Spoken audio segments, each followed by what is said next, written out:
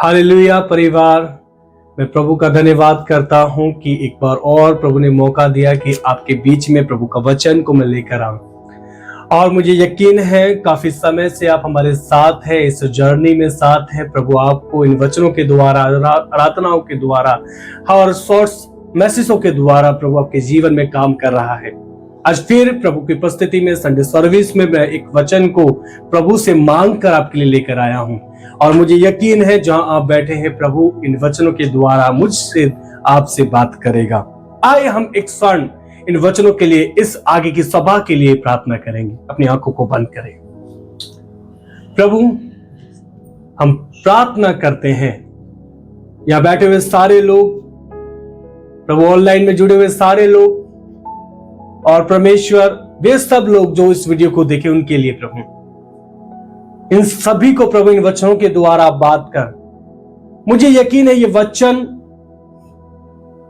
आपकी ओर से है, क्योंकि प्रभु आप यदि ना देते तो इस वचन को मैं तैयार ना कर पाता।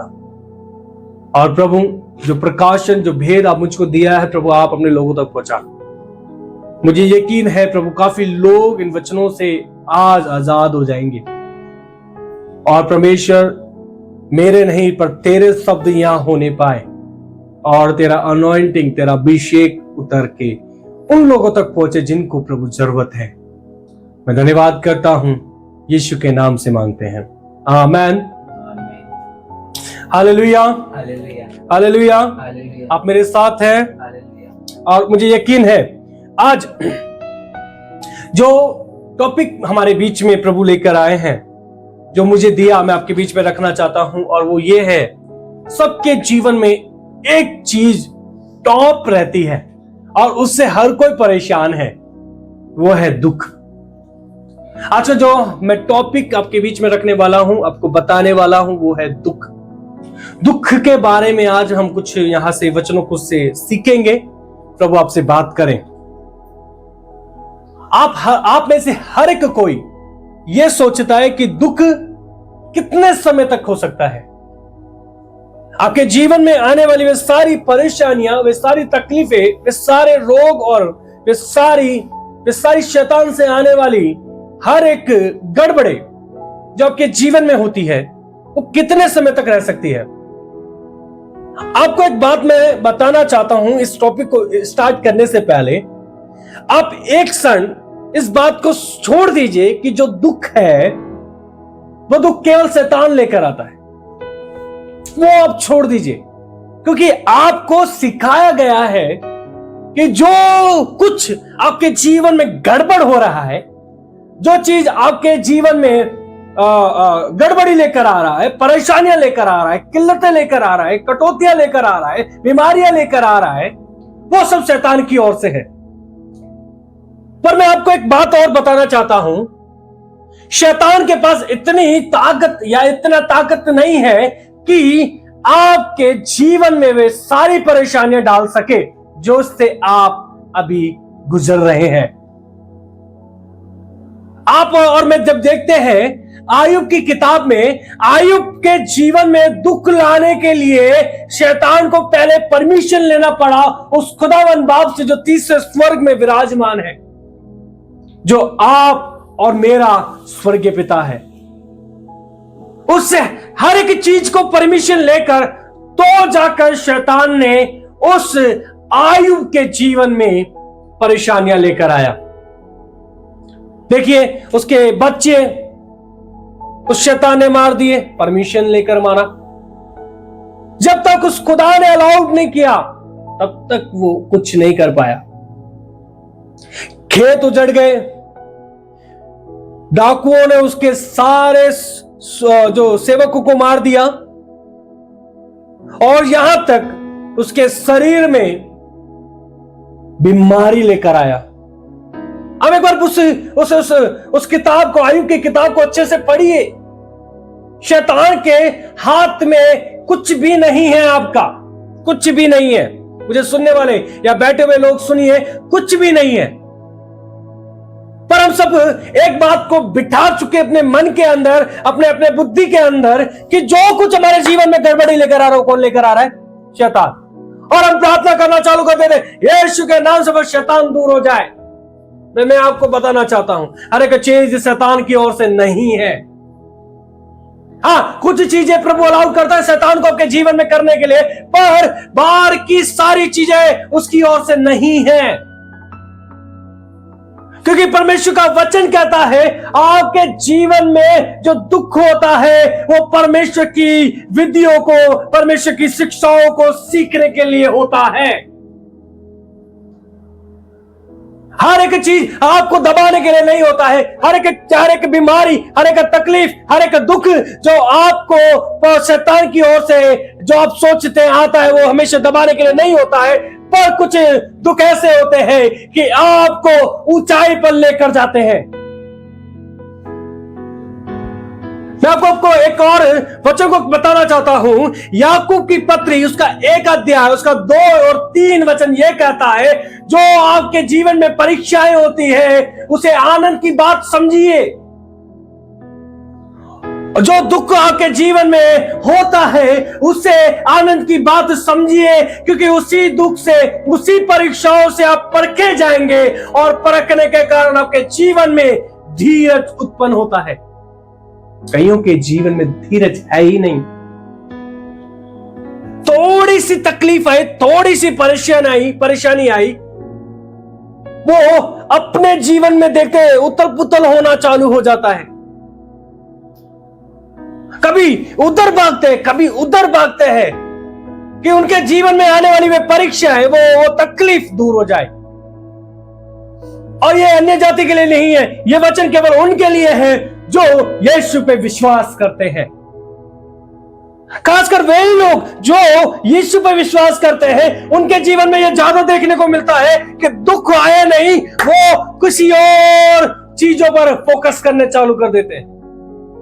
यार वो मेरा दुख दूर करेगा, वो उस बाबा के पास चलो, और उस डॉक्टर के पास चलो, उससे झाड़ा लगवाओ, उससे ताबीज बनवाओ।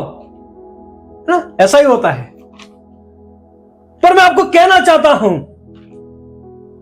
जो आपके जीवन में परेशानी आती है, बीमारियां आती है, तकलीफें आती है, वो जो परीक्षा जिससे आप गुजर रहे हैं, जो परीक्षा में आप हैं, उससे आप धीरज उत्पन्न करते हैं। पर हम क्या सोचते हैं, अरे दुख हुआ, मैं आज से यीशु मसीह के पास नहीं जाऊंगा, मैं वो फादर, वो पास्टर के पास नहीं जाऊंगा, उसकी प्रार्थना अच्छी नहीं है। एक वचन कहता है,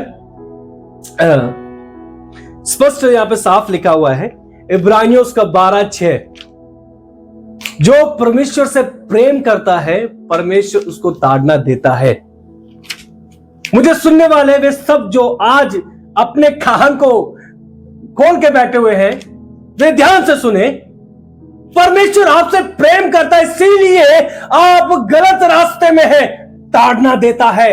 चाहे वो बीमारी से हो सके, चाहे वो जो आप जिस धन को ज्यादा समझते उस धन को काट दे या खत्म कर दे, समाप्त कर दे, कहीं भी चीज, कुछ भी चीज से हो सकता है, ताड़ना देता है। और जो परमेश्वर जिसको अपना पुत्र बना लेता है उसको कोड़े भी मारता है। तो क्यों डरते हो आप? आपके जीवन में आने वाली वे परेशानियां, वे बीमारियां, वे दुख, एक बार आप सोच के देखिए, कहीं तो आप गलत होंगे, कहीं तो आपने वो कार्य किया जिसके द्वारा आप श्राप में आए, और परमेश्वर श्राप को तोड़ने के लिए आपको बीमारी दिया ताकि आप प्रार्थना करें और उस बीमारी से आजाद हो सके। सोचिए, ऐसा भी तो हो सकता है। हो सकता नहीं है, क्योंकि शैतान के पास उस समय अधिकार नहीं होता जब आप खुदा पर विश्वास कर लेते हैं, उसे उद्धारकर्ता मान लेते हैं और कह देते हैं कि आपके लिए उसने अपने लहू को बहाया और आपके पापों के लिए उसने प्राण को त्यागा। उसी दिन से, जिस दिन से आपने विश्वास किया, आप शैतान की उस कैद से आजाद हो चुके हैं। उसके बाद शैतान का क्या उसका जोर जो आप पर लगा सके? कुछ भी नहीं। फिर आप कैसे कहते हैं शैतान आ रहा है? आपने विश्वास किया, आपने उससे प्रेम किया, तो हर एक बात मिलकर आपके लिए भलाई ही उत्पन्न करेगा। चाहे कितने भी विरोधी, कितनी भी परीक्षाएं, कितनी भी तकलीफ आए, हर एक बात आपके लिए उस भलाई को लेकर आएगा जिस भलाई को आप देखना चाहते हैं। ये है वचन। वचन कहता है आप और मैं दुख में हैं, इसीलिए हम उस खुदा को विश्वास में स्थिर समझते हैं। वचन कहता है जो कोई उस दुख में रहता है, उस दुख में रहने के बाद परमेश्वर जब उसको स्थिर करता है और उसको उस धीरज में बना के रखता है, तो जाकर वो व्यक्ति सिद्ध होता है। उस खुदा के हाथ में है वो करना। मैं आपको पढ़ाना चाहता हूं एक वचन, उसको पढ़िए आप। यदि आपके हाथ में बाइबल है उसको निकालिए। पहला पत्रस उसका 5 अध्याय उसका 10 वचन को देखिए, पढ़िए, सुनिए, समझिए कि वो खुदा क्या कहता है। ये मत सोचिए मेरे पे आने वाला जो दुख है कितने समय का है, ये मत समझिए, ये मत सोचिए, इसमें मत पड़े रहिए और आनंद मनाइए। कहिए मैं इसी से परखा जाऊंगा और मेरा धीरज उत्पन्न हो रहा है, जो काफी लोगों के अंदर नहीं है।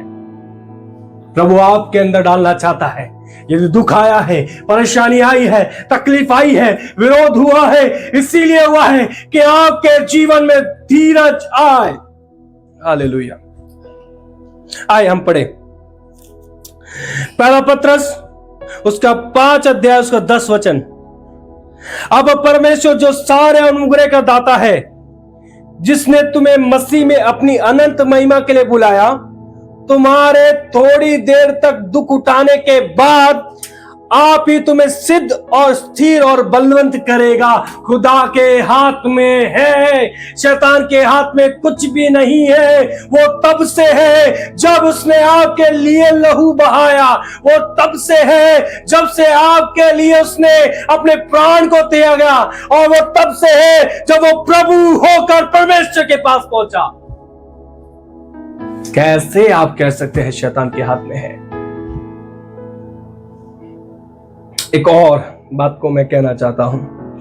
देखिए, यदि आप समझते हैं, यदि आप कहते हैं कि मैं उस परमेश्वर से प्रेम करता हूं और मेरी बात जो मेरे जीवन के अंदर जो बीमारियां हैं, तकलीफें हैं, जो विरोध है, जो कुछ जो उथल पुथल हमारे जीवन के अंदर हो रहा है, तो याद रखिए एक बात, आप जो सोचते हैं हर बात मिलकर भलाई को उत्पन्न करेगा, वो किन के लिए होगा? जो परमेश्वर से प्रेम करते हैं उनके लिए नहीं, जो चंगाई लेने आते हैं, जो विश्वास में गड़बड़ाए हुए हैं। कभी उधर भागना, कभी उधर भागना, इसका मतलब यह है कि इधर से चंगाई लेना, इसका मतलब यह है कि तुम चर्च में तो आते हो पर यहां से नहीं मिला तो तुम दूसरे बाबा के पास भी जाते हो। आप मेरी बात समझ रहे हैं? ये विश्वासी लोग करते हैं और कोई नहीं है। कुछ लोग तो बाबा के पास नहीं जाते, कुछ लोग अपना गम मिटाने के लिए, दुख दूर करने के लिए नशों में पड़ जाते हैं। सच में, मुझे सुनने वाले सही से सुन रहे हैं। आपके पास वाले जो पीते हैं, जो बिल्कुल नशे में पड़े रहते हैं, उनसे पूछो भाई तुम क्यों पीते हो? वो यही कहेंगे गम मिटाने के लिए, दुख मिटाने के लिए। क्या उस दारू से, उस नशे से क्या सच में ऐसा दुख मिट जाता है? मैं आपको कहना चाहता हूं, हमारे जीवन में आने वाले दुख इसीलिए परमेश्वर देता है ताकि हम उस परीक्षा में पढ़कर परखे जाए और हमारे विश्वास देखा जाए।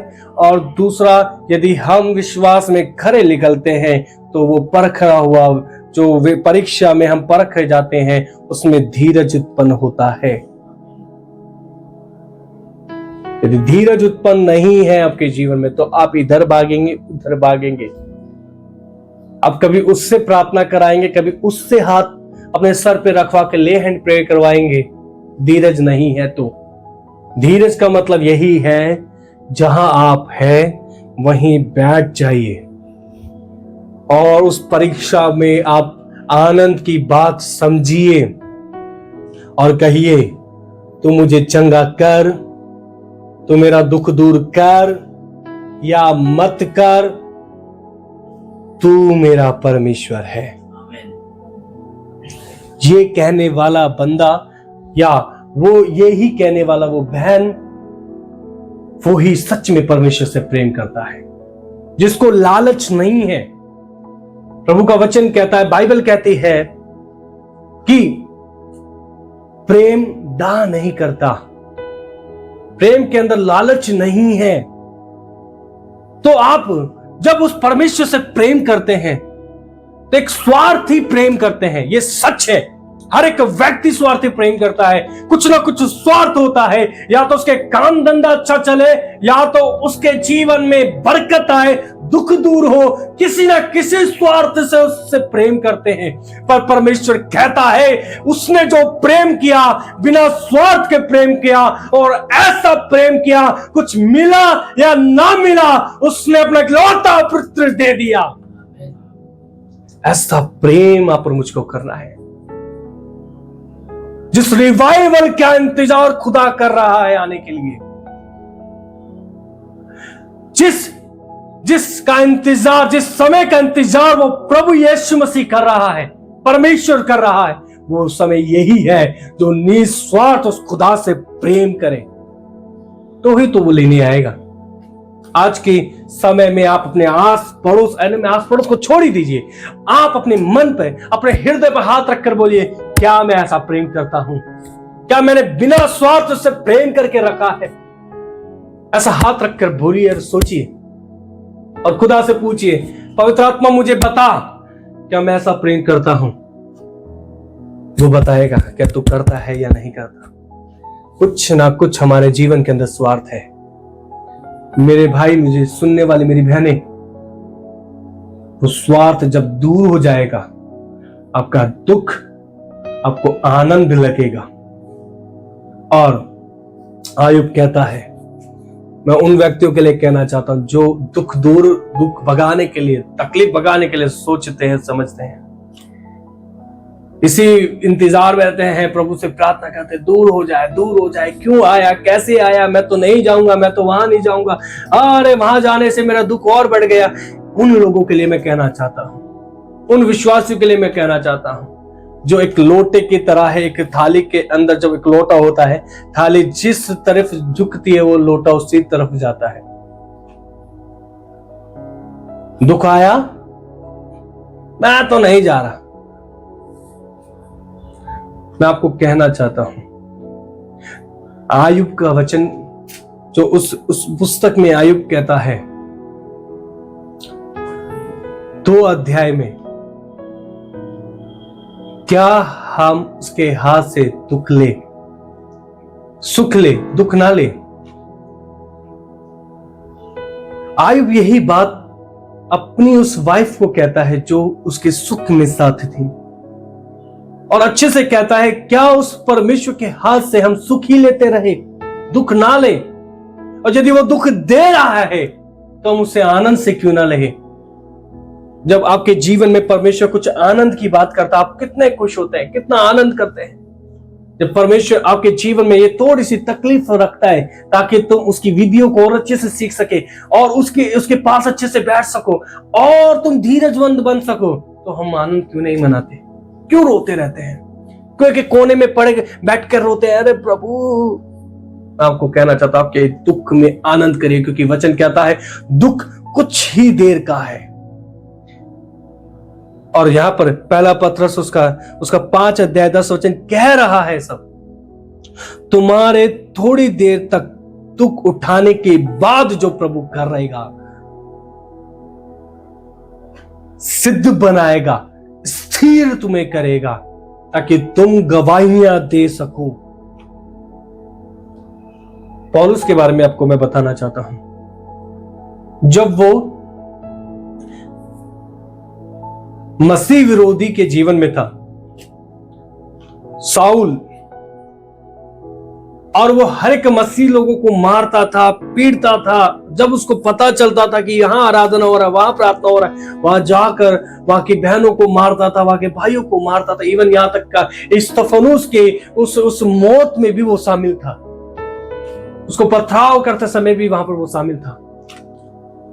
उस व्यक्ति को जब यीशु मसीह ने बदलना था, तो उस व्यक्ति को यीशु मसीह ने पहले दुख दिया। मैं प्रभु के दासों को बताना चाहता हूं, और उन लोगों को जो आज मुझे सुन रहे, अच्छे से वचन को जानते हैं, तो वो जाने कि यीशु मसीह ने उसको पहले अंधा किया, दुख दिया। जब उसको फिर चंगाई मिली, वो पूरा बदल गया। आपको पता है, आपके दुख के बाद जो आपको मिलने वाला है वो सबसे बढ़कर है, वो सबसे बढ़कर है, जो आज तक आपको नहीं मिला, पर आपको दुख के बाद मिलने वाला है। उसका इंतजार में आनंद कीजिए और एक उस बच्चे के समान बन जाइए। उसको पता है कि उसका पिता उसको कुछ उपहार देने वाला है, कुछ तोहफा देने वाला है। इसी इंतजार में कि वो तोहफा है क्या। दुख में ऐसे ही बैठे रहे, जो दुख के बाद मिलने वाला वो है क्या, वो आनंद है। भजन संगीता और उसका 30 अध्याय उसका 5 वचन ये कहता है, रात भर रोने के बाद सुबह आनंद ही मिलेगा। दुख उठाने के बाद फिर से दुख नहीं आएगा, आनंद ही आएगा। आंसू बहाने के बाद आपको आंसू नहीं देगा, आपको खुशियां और आनंद ही देगा। वो परमेश्वर है। इसीलिए पहले उठा लो, बाद से अच्छा पहला है। प्रियो, मैं आपको उत्साहित करना चाहता हूं। दुख कितने दिन का है, कितने समय का है, इसमें अपना समय ना बिताओ सोचने में, पर इस बात में रहो कि खुदा उसके बाद जो आपको देने वाला है, जो आपके लिए करने वाला है, वो बढ़कर है।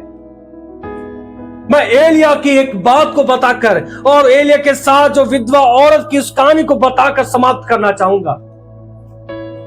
जब एलिया अकाल के समय उस विधवा के घर में पहुंचा,